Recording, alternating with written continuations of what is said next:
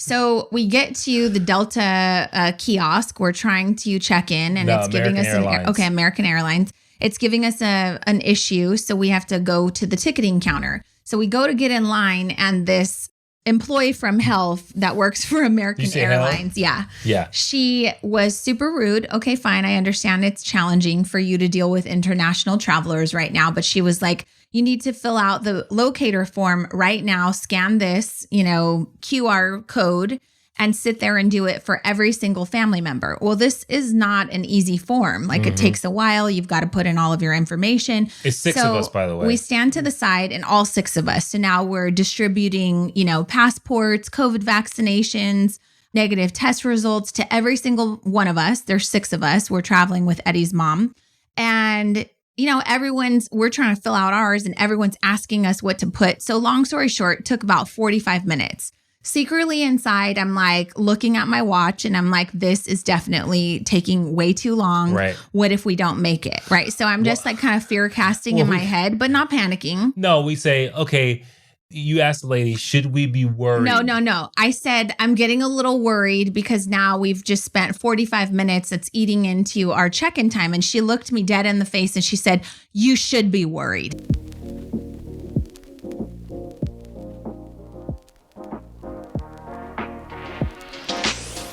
Hey guys, welcome back to the Push Podcast. I'm Janelle Copeland. And I'm Eddie. How's it going? It's going well. This is episode number 102. Yeah. Or 101? 102. It's 102. Okay. Yeah, because we talked about money in the last episode. Yes, we did. And then now we're going to talk about how to spend that money, which was spending that money on a vacation. Right. So we just got back. Eddie is really tan. I am, what do they call it? You're like 10 shades darker. Another shade, a new shade. You are. I am peeling though. You always get super, super dark though. Yeah. And you are peeling a little bit, but that's okay. You still look handsome. I, on the other hand, developed some sort of all over my body rash. I think it was a combination of the crazy heat wave, which we're going to talk to you about. It was over like 105, 107 degrees. We were constantly sweating.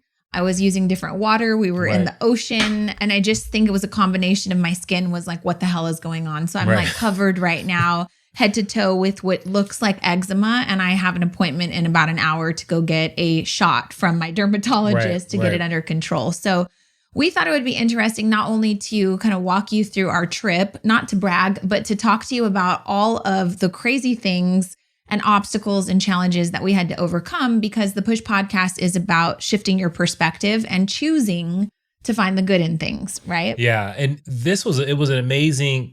We'll start with this because we're going to talk about a lot of the challenges and the obstacles, but it was a beautiful trip. I don't think we went into it with the expectations that it would be perfect. I know I didn't. No. Right? But we don't ever think anything's going to be perfect. And so we always kind of go with kind of staying in the moment and being in a place of amazing gratitude and just kind of taking it all in and being present. So, but this was a trip of, thinking about Thailand was pretty smooth. Okay. Right?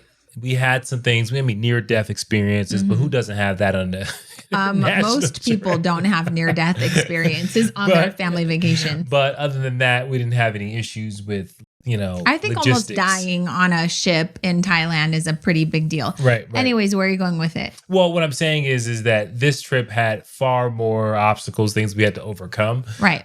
Which, it was good to understand that and know that when you're traveling internationally. Right. So to give you a little context, it was somewhere around January, February that I realized that this is our last kind of big family trip we'll be able to take with our girls as a family of 5, because Jasmine's now 20, Kayla's moving to Scotland, she's going to be 18, Jordan's 16. And, as they get older, take on jobs, just different things, it's just hard to round up your children and take them on a family vacation. So we were supposed to continue our home renovation this year and focus on the backyard and redo the pool, build patios, things like that, re-pour concrete. And then when I had this realization, like, oh my God, we only have a couple more months with them, we immediately decided to take that money and allocate it towards creating more memories with our kids. And so We had talked about going to Greece in 2020 for your birthday, but I think truth be told, we didn't necessarily save up for like the fact that we were going to take an epic trip in 2020. So maybe it was like God's blessing of saying, I'm going to give you another year. And so this time we got to go all out. I do want to let you know that in the next episode, we're going to be interviewing Brianna Glenn, one of our friends. She is a travel concierge, I think is what I would call her. Her company, Milk and Honey, they book all of our travel for us, and we just love working with her. We're not getting paid to talk to you about this, but booking travel international can be really tricky. I remember when we were looking into Thailand, Eddie was like, okay, so we're going to do this, here in the morning, and then we're going to book this here in the evening. And then when we finally talked to Brianna, she was like, yeah, good luck. That's like an 8-hour difference. You would have to take a flight to get there. And so then we realized we needed to give it to a professional, right? Yeah. I mean, just plain logistics is extremely hard to do. Right. And so when you have someone do that for you, obviously it's super easy. But I love the fact that like even in her, I think it's her Instagram page, she talks about being a travel designer. And I think that that's what it feels like. And she does a fantastic job with it. We have experienced what it felt like to feel like it was a luxury vacation. So yeah.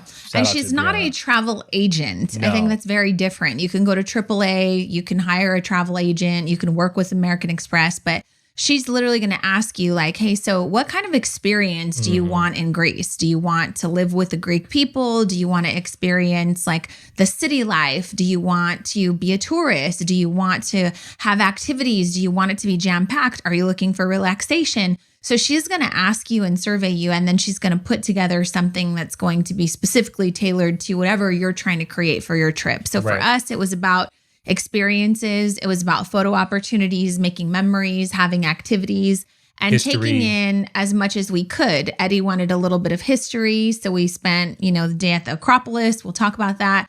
And so we kind of catered, I wanted memories, right? So she booked a family photo shoot for us in Santorini, which we'll talk to you about.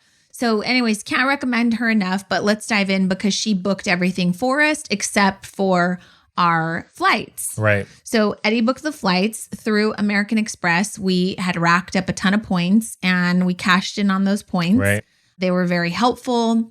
And so we used all of our points and booked our flights from LA to London and then from London to Athens. And then we had flights coming back, right?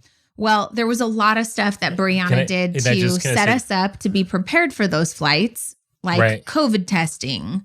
Where are you going? I just want to say, as you go through this episode is kind of like a what in the world. The whole thing is a what in the world. I just want to say that so people know this. It's going to have a little fun, but this is all the obstacles, and we're curious in how you would respond to all these things. But go ahead. Sorry. Okay, so Brianna said, since you're flying into London, which is the UK, you need to make sure that you have COVID tests, right? You have to make sure that they fall within a window, though. So I think it was something like 72 hours of you arriving in London, you needed to have taken a test and proven that you were negative, right?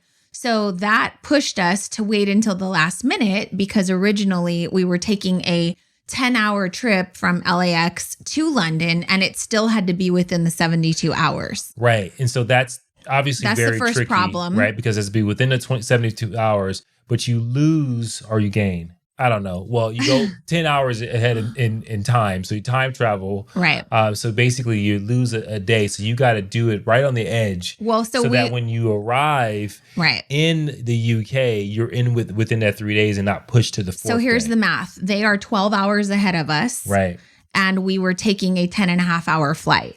So that was 22 hours out of the 72 that we had to do the math on. So that put us at a certain day, a certain time that we had to be at the pharmacy to take the COVID tests. And in order Can't take it too early, can't take it too late. And in order to fall within that, my mother-in-law, she spent like $160 on her COVID test. It needs to be a PCR test, not an antigen test, right? So lots to do research on, but luckily Brianna was kind of guiding us through this. So long story short, we don't get our COVID tests until the very last minute. And it was like midnight the night before we were getting ready to leave. So thank God everyone was negative and it worked out. Yeah. And can I just add to this? Because as we were taking the tests, reports were coming out that even because we're fully vaccinated, more and more vaccinated people were getting the Delta virus. And I was like, oh my God, the last thing we need is to not only wait to the last hour to get our results, but to have someone test positive. I knew it wasn't going to be me. Well, you didn't know that. And so we had just come back from Dallas or from Texas. We had just come back from Vegas. So we were more active in the past 4 days prior to that than ever during the whole pandemic. So even though we were fully vaccinated, it was still kind of questionable. So we made a family pact. If someone comes back positive, the whole trip is off. Because that would really suck if we had to leave somebody behind, and that wouldn't be fair. So I don't know what you would do as a family in that situation, but our deal was... Maybe some families are a little bit more cutthroat. They're like, if you come down with it, that's your responsibility. We're out of here. Yeah, I'm just going to say I'd be super salty if I got left home. But our family is one of those things where it would be incomplete if somebody wasn't there. For sure. Right? It would have been incomplete. So. Okay, moving on. We finally got the results. Like I said, midnight and our flight. We had to leave our house at 5 a.m. to get to the airport by 6 to catch an 8:30 a.m. flight. Okay, so that's 2.5 hours to get us through everything we need to get through. I think that was our first mistake. Why? We should have allotted for 3 hours. We should have allowed for 3 hours. In normal times, I think 2 hours would have been okay. But we had 2.5. I think 2.5. I think international travel, you probably want to go there a little early. But in COVID times, you got to get there real early. Right. Because you also have to have a ton of grace. You got to have a ton of grace. And everybody's interactions with like the flight, the ticketing booths, everything is just longer. Right. Right. And you have to also remember that the people at the ticketing counter and all of the employees that work for the airlines, they are literally getting changes handed to them. You know, hey, welcome to work. This is what we're looking for today. So yesterday, an antigen test might have been okay to fly into London, but today we were requiring a PCR test. So we were like, let's just think ahead. We'll do PCR so we don't have to argue with anyone or, have any sort of Brianna misinformation. gave us the parameters, and so we were good with that. Okay, so then second thing was there was a personal locator form, which we were told that needed to be filled out when we got to London. But you did try to be proactive and fill it out. And then there was a problem. It aired out. It was asking for something that had to do with check-in. We also tried to check in to our flights the night before, and it wouldn't allow us to. And we realized that that's because when you get to the airport for international travel, they want to check your vaccination record. They want to check your COVID test and all that. So we were like, okay, let's just get there early. So a lot of that stuff, we were just like, okay, I guess this is because of this. And so we just kind of moved with it. Right. So we get to the Delta kiosk. We're trying to check in and it's giving us American Airlines. It's giving us an issue. So we have to go to the ticketing counter. So we go to get in line, and this employee from health that works for American Airlines. Yeah. She was super rude. Okay, fine. I understand it's challenging for you to deal with international travelers right now. But she was like, you need to fill out the locator form right now, scan this, QR code, and sit there and do it for every single family member. Well, this is not an easy form. Like it takes a while. You've got to put in all of your information. It's 6 of us, by the way. We stand to the side, and all 6 of us. So now we're distributing, passports, COVID vaccinations, negative test results to every single one of us. There's 6 of us. We're traveling with Eddie's mom. And we're trying to fill out ours, and everyone's asking us what to put. So long story short, it took about 45 minutes. Secretly inside, I'm like looking at my watch, and I'm like, this is definitely taking way too long. Right. What if we don't make it? Right. So I'm just like kind of fear casting in my head, but not panicking. No, we say, okay, you asked the lady, should we be worried? No. I said, I'm getting a little worried because now we've just spent 45 minutes. That's eating into our check-in time. And she looked me dead in the face and she said, you should be worried. I was like, okay, what? Thanks for, that was helpful. Thank you. Absolutely. So we finally make it past, the guard of hell, get in line, make it up. We wait our turn. We get in line. Now we've already wasted an hour and 15 minutes. So Olivia, who dropped us off at the airport, is gone, right? She's back in Glendora now.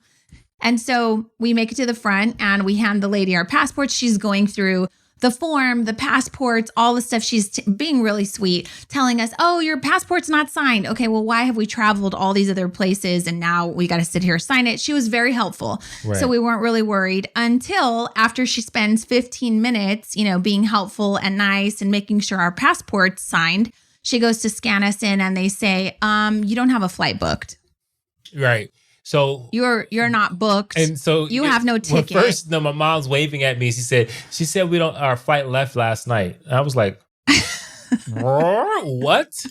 And then the lady who's helping us, because my mom went to a different window, says, yeah, it looks like your ticket, you don't have any tickets for your flight. I see your booking, but I don't see your tickets. And I was like, what does that language mean? I don't speak airline. Right? Yeah. What are you saying to me? You don't have a ticket for your flight. So she says that so you sit there and when you hear something like that, and you take everything in context. You say you got your whole family, you packed up, you got prepared. We're ready to go. You're ready to go. You got plans, you got an itinerary, all these different things. And someone tells you, well, I'm sorry, you don't have any tickets. You can't go. Yeah. You're sitting there going, what?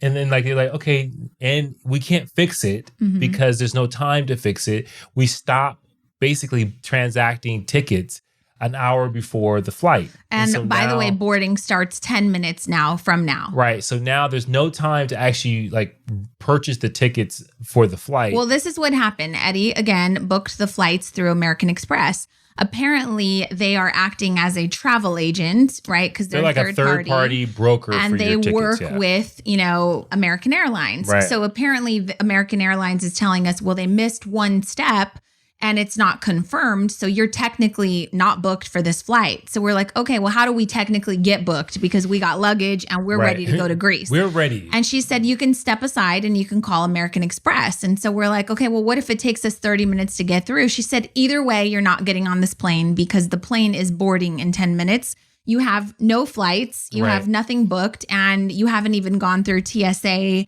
or anything. So you're not getting on this plane. So everyone hears and we're like, okay.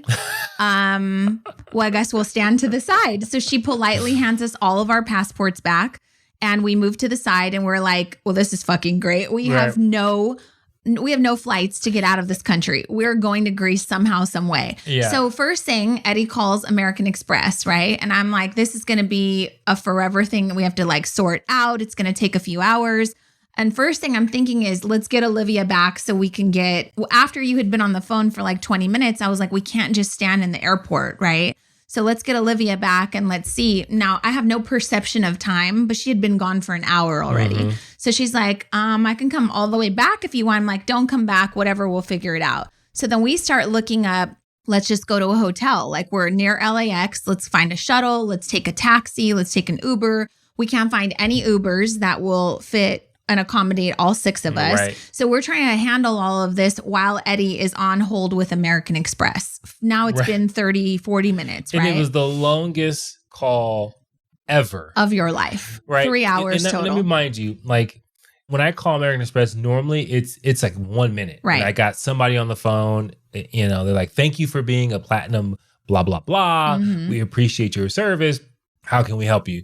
This was not that. It was we have extended long term. I'm like, extended wait times. Right. What are you talking about? Okay, so this is what we did. We found the Hilton LAX was we can give you a day rate. It's $200. You can get the hotel room from now until 6 p.m. My plan was let's just get out of the airport because we have no travel booked. So let's just go down the street. We'll get a hotel, have some breakfast, figure it out, get some flights, and then we'll come back to the airport. But we're getting on a plane and we are going to Greece somehow, some way today, right? Yeah. So we take a shuttle with all six of us carrying, freaking carry-ons and luggage. Mind you, I'm still on the phone. Still on the phone. We pull up to the Hilton. We check in. He's still on the phone. He has to stay at the front of the hotel. So I walk into the hotel like I'm supposed to. Mm-hmm. And then all of a sudden, this hotel is like a freaking trap door. It is no service beyond this place. So I'm walking, all of a sudden, this 45-minute long call that I've been on hold, having conversations. They're trying to figure things out. They're like, we're so sorry, we don't know what's going on. Gets cut off. Okay. And then I'm like, okay, well, I gave my callback number, but I had no service in this hotel. So I have to walk all the way to the front of the hotel and stand by the door. The entrance. It's windy. And I'm it's like, cold. it's cold. It's early. The door keeps opening and closing and opening and closing. And I'm like, oh my God. And so then I'm waiting for this call back. It doesn't come. So I call them back again. And then I get someone and they're like, gotta go through the whole thing again. Okay, this is what happened. In the middle of all this, while you're standing at the entrance freezing your butt off, I have taken all of the kids upstairs with all of the luggage. We dropped off all the suitcases because it's a lot of stuff.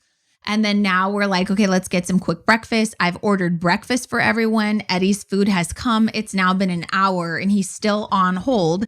Misses the whole breakfast, misses everything. And we still have no resolution with American Express. So fast forward, I finally just get so upset. I call Brianna and I'm like, what do we do? And she's like, well, we can, book another flight. But what happened is you still have like your return flight that is booked through American Express. So if we cancel that, or we're maybe booking. Not. Right. So we don't really know because we can't talk to anyone at American Express that will give us any like information. So I give her the green light and I say, just do it. Find flights right now to get us on as early as possible and just book a round trip like we're doing it today, right? So guess what? Instead of costing $7,000 for travel, it now costs us $11,000 to book a whole new set of round trip tickets to Greece that leave within the next 3 hours for 6 people. So we're like, okay, well, we'll just do it. We're going to take the chance. And when we finally get back and we finally get through to American Express, maybe they will, no, not maybe, they will refund the original trip, pay for the difference because we shouldn't have to go from 7 to 11. That's not our fault, right? And they should comp us for the freaking breakfast that cost $100-something and the hotel room that cost $200. So we literally go out on a limb and just say, F it, we're getting on a plane, let's just do it. Right when we do that, American Express finally picks up the phone and they say, okay, well, we can take care of the changes, whatever. Long story short, we hung up on them because we don't want to cause any more confusion. Right. And now we have flights booked that leave in the next couple of hours. So we've got to take the shuttle back to LAX, unload again. And now we're going to Amsterdam, which is not in the UK, which now does not require a COVID test. Right. So we didn't need the COVID test, right? Which is fine, whatever. Right. So we fly from LAX to Amsterdam. The Amsterdam airport was pretty cool. Yeah. We're there for a few hours. It was like a airport that was sponsored by IKEA. That's what it felt like. Really? Like all the furniture, the sign, everything looked like IKEA. And I think that because you're near, like Amsterdam is near like Sweden, I think, and I think IKEA is a Swedish company, like all that stuff, it looked like I was in IKEA. Okay, well, we didn't make it to McDonald's, but we did get some food there, had like a 3-hour layover. And the thing is from LAX to Amsterdam, now that we had last minute tickets, none of us were sitting together. Well, we were in pairs of 2. So we didn't travel together. We were just scattered throughout the plane. Who cares? As long as we get there, it didn't matter. We weren't worried about that. So that's something. We were flying this, I've never heard of it, KLM. Yeah, KLM Dutch airline. Mm-hmm. And there's something about the Dutch, they love carbs because everything was bread. On the plane? On the plane. And I got to tell you, it was not good. It was not. Well, I don't think anyone raves about the airplane food. Hey, I would tell you, they had a chicken and rice coming home that I was like, can I get seconds, please? And they said no. But I will tell you that the food on the Dutch plane, and I love the Dutch people, but I will tell you that was not good.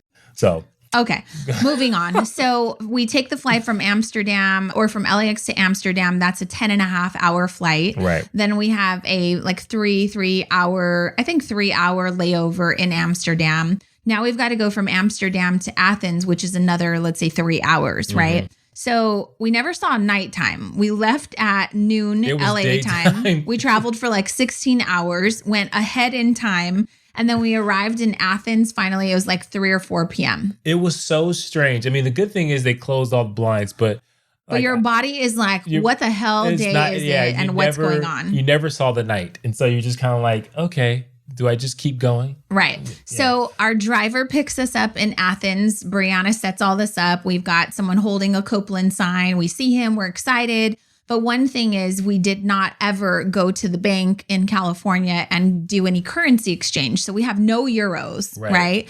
So at the airport, we've got to go and pay whatever the fee is. So I would just advise you, if you're traveling internationally, go to your bank early. They need like a week. You order money and then they call you when it comes in. And so we should have shown up to Athens, in Greece with the euros that we had already exchanged. And I think because we went with the mindset what we did in Thailand, like as soon as you got off the plane, you go and do the currency exchange. Right. So that's just a little FYI. Right. Okay. So our driver, picks us up. The cool thing is like the taxis and just all the cars were like Mercedes and like high-end vehicles. But the taxis were not bright yellow cabs. They were like pastel cabs. Yeah. They were really pretty. I don't understand. You guys thought they were pretty. So weird. I thought they used to be yellow, and because it's so damn hot that the color faded.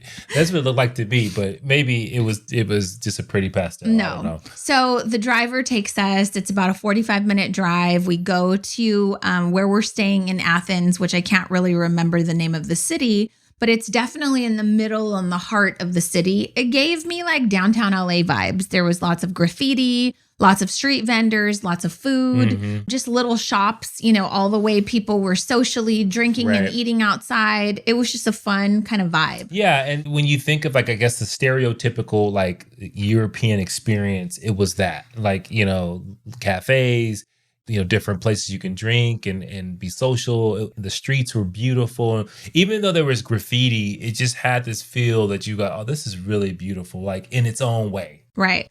So this is kind of weird, but our driver, as we're getting closer to, we don't even know when we're going to get there or whatever. But at one point he goes, stay out of this area. It's unsafe. And we're like in broken English. And we're like, okay. He goes, the Pakistanis and the Arabs, stay away from them.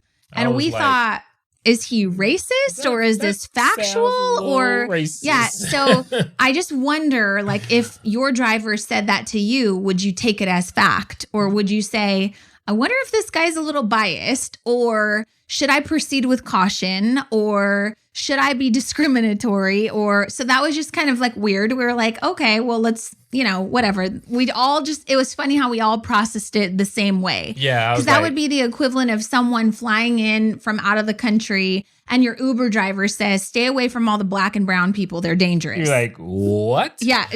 You don't say stuff like that. Yeah, but maybe it was factual. We don't know, but it was still kind of offensive. Yeah. Say it was definitely his personal kind of feelings. Because I saw a lot of Pakistani people I didn't ask them, but people who would resemble someone maybe that was Pakistani that seemed very reasonable, seemed like they were chilling, doing their thing. Well, but I do think that in every society there is a bit of bigotry and racism and things of that nature. And that's probably what that was. So 30 seconds after he makes this comment to stay out of this neighborhood, he turns a corner and he goes, okay, this is where you're staying. And we're like, wait, in the bad area? Yeah. Like, we know that this wouldn't be a bad area because Brianna booked our travel. And so he pulls up, there's graffiti everywhere. It's definitely in an alley, but all of their streets kind of look like alleys. They're very narrow. And so he basically takes our luggage out and says, good luck, like I'm out, right? So then we're like, okay. He's gone. Right. So what do we do?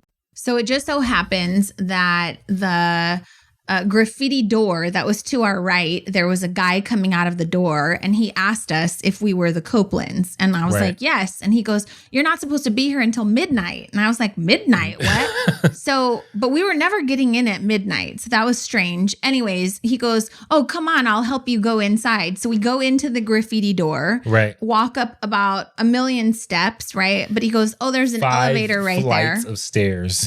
But each floor had 3 flights of stairs. Right. So it was like 3 times 5, which is 15 flights of stairs. It was crazy. So he says, oh, there's an elevator right there if you want to put your luggage in. Mind you guys, the elevator is maybe 4x4. And then not even that. Probably 3x3, right? So maybe 2 people and 2 luggages, if that could fit in there. 2 people, 1 luggage, right?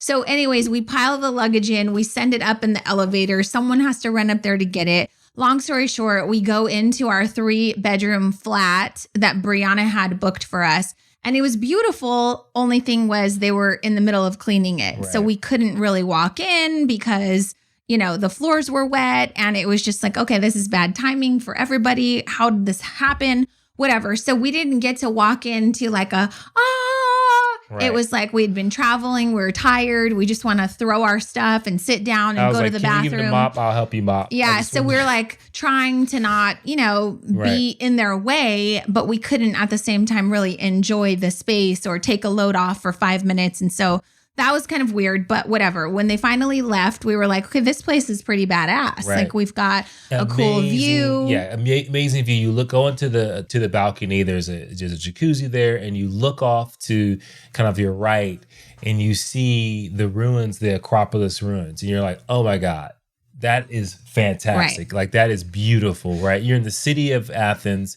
One of the oldest, cities of civilization, right? And it's just this amazing view. And so it's just a breathtaking. Here's what I'll tell you. What was really strange to me was everything was built on top of each other. Like everything was touching. Like this building that was like 5 stories was touching this building that was 10 stories. And the 10-story was touching the 6-story. And some of the units or the buildings looked like literally at some point they were on fire or there was an explosion. But then at the very top of that building, there would be this amazing like $1 million penthouse. Right. So it was like, that doesn't look safe. Like that looks like a cool place you'd want to stay, but you'd be telling people that you're staying in the burned building. Right. So it was just so odd to me. I was like, where are the city inspectors? Where are the building inspectors? And then in another portion of our home where we can see the view overlooking all of this civilization, there's literally a building here, and it looks like they had blown out and demoed the building in the middle. But now that the middle one is gone, the roof is caving in on the one to the right. So it's like each building needs the other building to support the structure because they're built together or on top of each other or like using the other building as support. It definitely did not. It looked like abandoned buildings and looked like it was unsafe. So later on in the trip, we met a civil engineer. His name was Nick. And so we chatted with him about like how unsafe a lot of the structures looked. And he's like, everything is grandfathered in and it's kind of a mess, but it was just really interesting. So what's the point? The point is Athens wasn't so breathtaking, but it was cool and city vibe. And like, this is just how things are. You can clearly see a stark difference in how we build things in America versus how things are built. Kind of just like, put it there. One building they like demoed and trashed and then took all of the trash from that building and threw it into the building next door. And I'm like, who's going to bring all that down? Yeah. And I think for me, what was amazing, not only was it the view, but the scale. Like you look out of your window or you get to the highest point and you look down at the city of Athens and it is vast. I mean, you see so populated. And the crazy thing is, it's like when you look at the United States, like all the neighborhoods, like the roofs may be similar, but there's different color houses. All the houses are the exact same color, right? When you look across and you see just all white, right? Yeah. And so that's just a very interesting thing, but it also it just gives it so much scale. And you look across and you see this vast, scenery of white buildings of homes. And it's just amazing to me. So it was just fantastic. So the second morning, we get an early start because Eddie likes history. And so we're going to go visit the Acropolis. Let's go see it. And the museum. And we're going to spend about 4 hours there. So we leave and already at 7:30 in the morning, it's 100 degrees. It is so hot, you guys. It is like hot. There's a bit of humidity. And I'm like, okay. Like you need but we're about to be embarking on a journey at the top of a mountain for 4 hours, hiking up a hill. Now, mind you, the Acropolis is this ruin that is very old, but it's completely like marble. Right. White marble that attracts the sun, radiates it off. You're like, this is beautiful. And you're like getting this reflection of the sun off the marble. And you're like, oh my God, I think it's blinding. It's like blinding. But I think it's also making it like 10, 20 degrees hotter here. Yeah. So if it was 105 at the bottom of the Acropolis mountain, at the top, it was a solid 125. Yeah. But wait, we're not even there yet. We had to find out how to get to the train station to take the train to get to the Acropolis, right? Right. And so here's the thing. And so most places, but a lot of tourist places, there's English is, obviously English is very wide used throughout the world. Mm-hmm. And so English, usually when you go to these places, like even in Thailand and even in Greece, a lot of things are in Greek and they're also in English. But then there's parts of Athens just Greek. Right. We were in that part. And so we're in that part and we're trying to take a subway and when people are telling you names of things and you're like, okay. But it's in their language and you can't understand them. So like 5 people tried to give us directions, but they're like, go down to, and they'll tell you the name of the street. And you're like, there are no street signs. You can't read any of the street signs because the street signs are in Greek, right? So but not only that, but the street signs, because you're used to in America, you're looking for the street sign that is like right on the corner of the street. The street signs are actually on the building, right?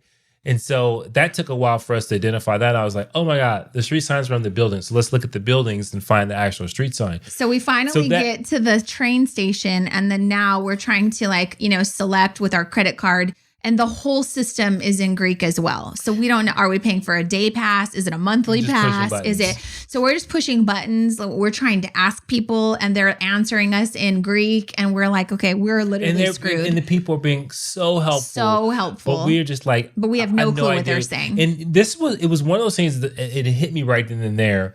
And maybe we'll talk about it in another episode. But I just want to say, like, the faster you can let go of like, what you want things to be. Like you want them to be in English. You want them to be easy for you to digest. Then stay in your country. Yeah. The quicker you can let go, the better you can adapt, right? The quicker you can adapt, because I kept wanting to make the sense of it from like what I'm used to. I was looking for street signs that were supposed to be where I thought street signs to be, instead of saying, okay, where would the street signs be? Like, didn't even ask that question. I was just kind of like, so I we'll get into another day, because I think that there was a lot of like customs and rituals and perspectives that we needed to let go of and widen in order to really adapt quickly. Well, this is going to be a 2-part episode. Yeah. So this is part 1, and just kind of moving on to the train station that we finally somehow figure out how to get 6 passes for the train. Right. Catch is we get on the train and we have no clue what exit to get off of.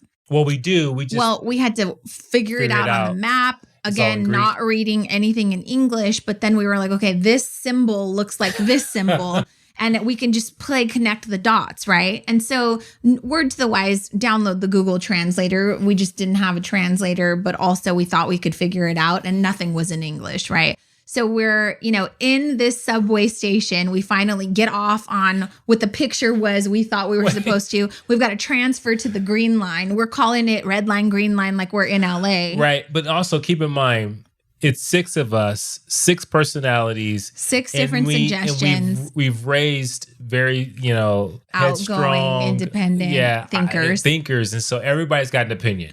Right. So we're supposed to go this way. This is where we're supposed to go. And then you have to come to a consensus in order to really decide, move things forward. Yeah. So your mom goes up to someone and says, excuse me, how do we get on the green line?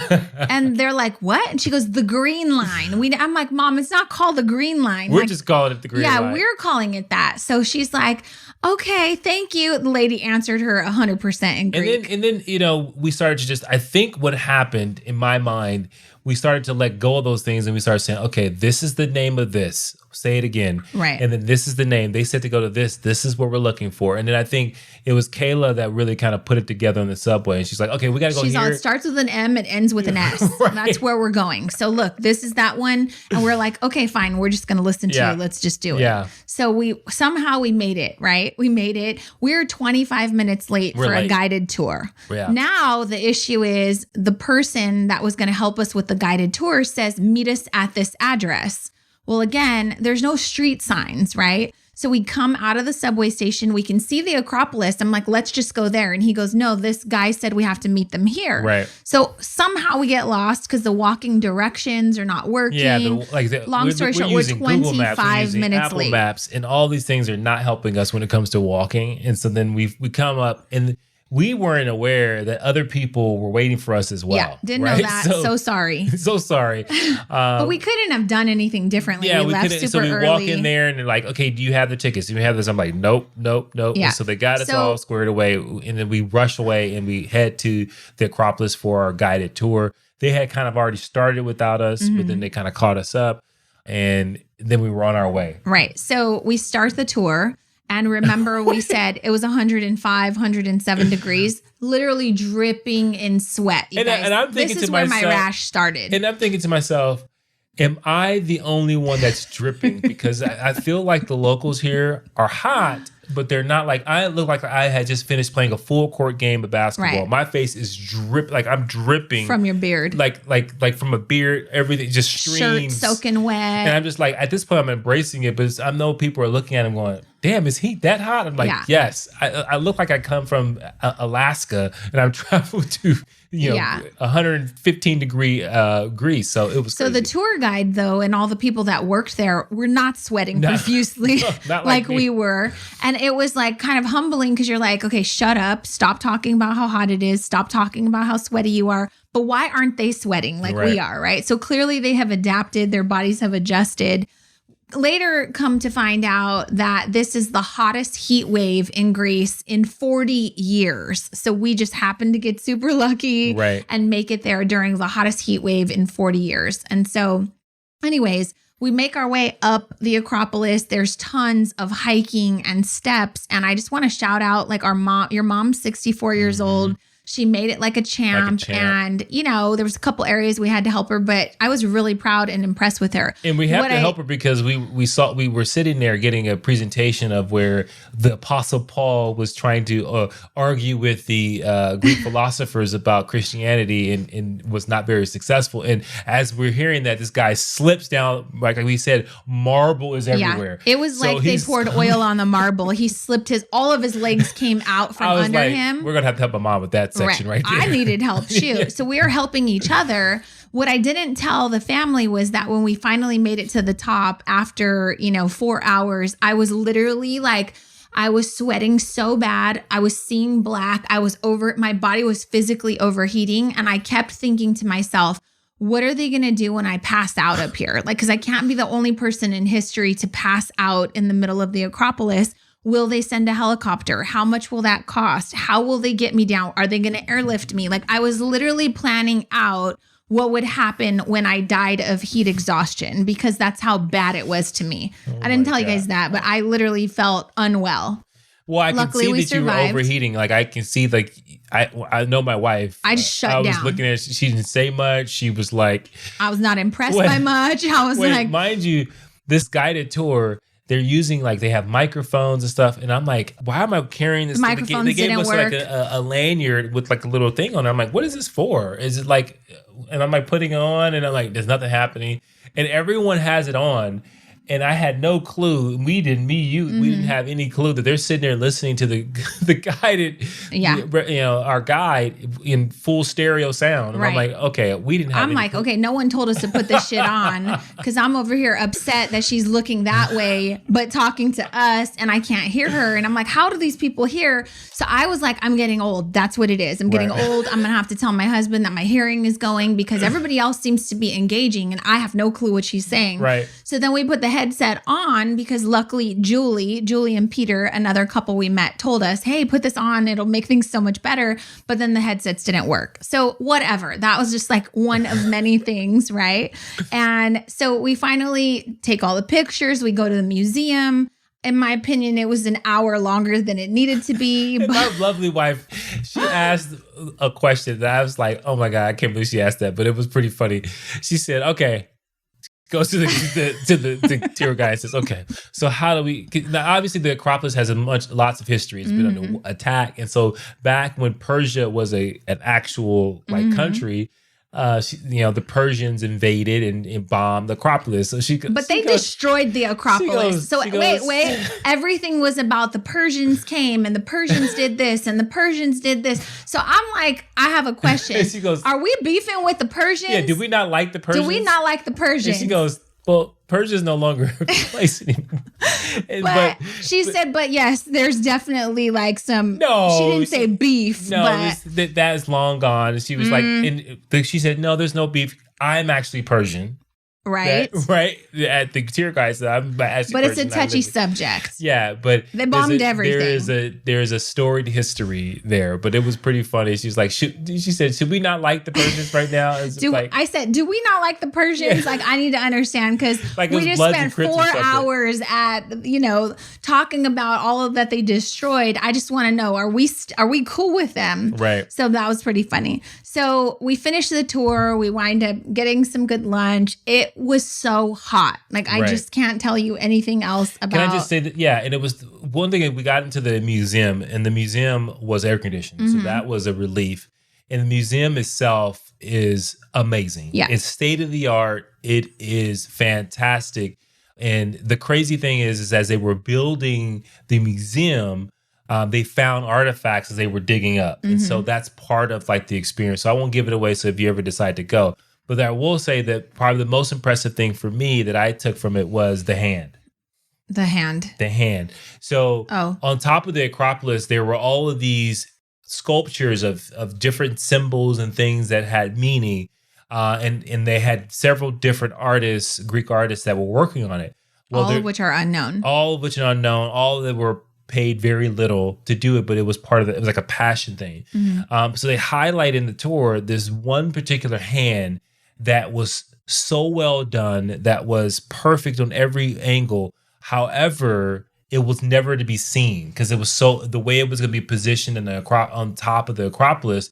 You would only see one portion of the hand, not the entire hand. So it would have been easy just to sculpt one half of it. But to do it all was because it was like that to me was so impactful. Like, if you're going to do something, like, do the complete thing, make it as perfect as you possibly can. Even if no one sees it. Yes. That was huge. So that was... what was huge for me in Athens were the chocolate croissants. Greek people take their coffee very seriously. They do. We were ordering coffee all wrong. Jasmine was embarrassed to say this. She's a barista at Starbucks, so she never mentioned it once. They had great gelato,